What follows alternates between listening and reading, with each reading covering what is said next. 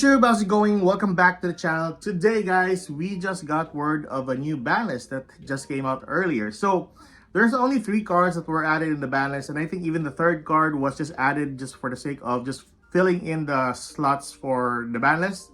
In the unlimited section, we're gonna talk about the unlimited first, which is the Conquistador for 3 copies. Now, Eldritch for a year or so hasn't been performing, and I think even there was a time like once or twice where they were added in the tier 3 section, but even for that matter, it was just short-lived. And then afterwards, they haven't seen the tier list for quite some time. And with recently, we got limitations to some of the floodgates that would allow Eldritch to be a playable deck. For now, they're gonna have a hard time even competing with the meta nowadays, especially with branded labyrinths and even super heavies or even Manadium in the current meta. Just focusing on the Conquistador to 3 or even your Golden Lord to 3 isn't gonna be like your best win condition or whatsoever. Even if you have the protection from your the Golden Lord, it still won't be enough. It's easy enough to remove 3 copies of your Eldritch bypassing its protection. So I don't think Eldritch is still gonna be a playable deck even after this ban list. And then we'll talk about the Chandragleer to 2 copies.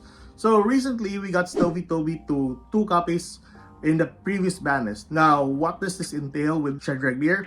Is still a matter of consistency. They are cutting some of the consistency cards or the consistent cards that allows Labyrinth to actually perform. Gain access to the Labyrinth trap card that will also give them access to their Labyrinth monsters, which is the Lovely Labyrinth or even a copy of Ariana to the field and then gaining access to a Labyrinth card. Now with this ban list entailing, it's gonna be less that they'll see most of their furniture labyrinths, especially after the ban list. But on 2 copies, I think that it's still gonna be a possibility because you have 2 copies of Chandragleer, 2 copies of your Stovey Toby. If not, you're gonna have your Ariana that will access you to another Labyrinth trap card. But the consistency now is gonna be less after the ban list.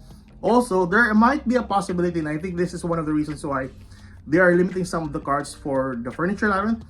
Possibly, this is not yet confirmed, or this might not be a leak, but I have an idea that maybe the butlers are going to be added into the game by next month. Now, this is just my insight alone, or my opinion alone, and I am not getting this information elsewhere. This is just an opinion. Maybe we're getting the butlers in the next patch, or in the next selection pack.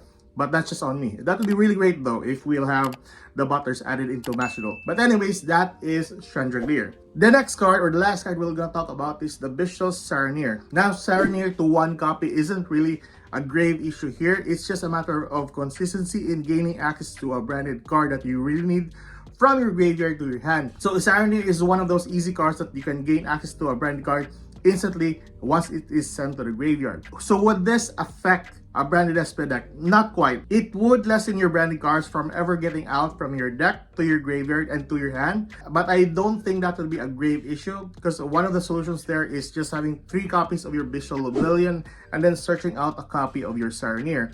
And then Saronir, once dumped to the graveyard, it's easy enough from there on. And also, there are other cards that can send Saronir to the graveyard, but also a copy of your Foolish Burial. So that's one thing that you can also do.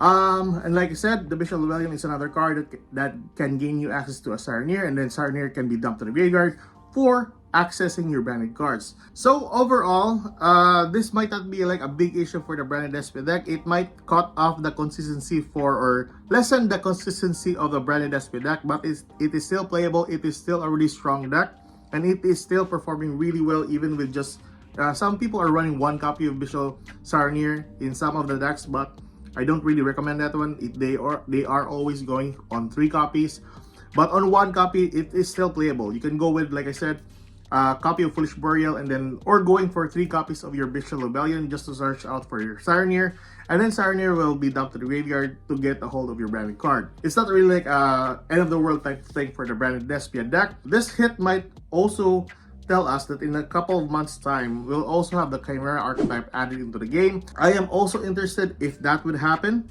but I don't think it will be like on the next month or so for February. But I'm getting my hopes up if ever that would be the case in a couple of months time, so that we can play it with a branded deck. Now, with regards to Saronir to 1 copy, it's just a matter of consistency, and it's not really like a hard hit to its consistency as well. But anyways, that is basically our video for today, and that is my insight for the ban list. Keep safe, good luck. If you like this kind of content, like and subscribe. I'll see you guys in the next video. Goodbye.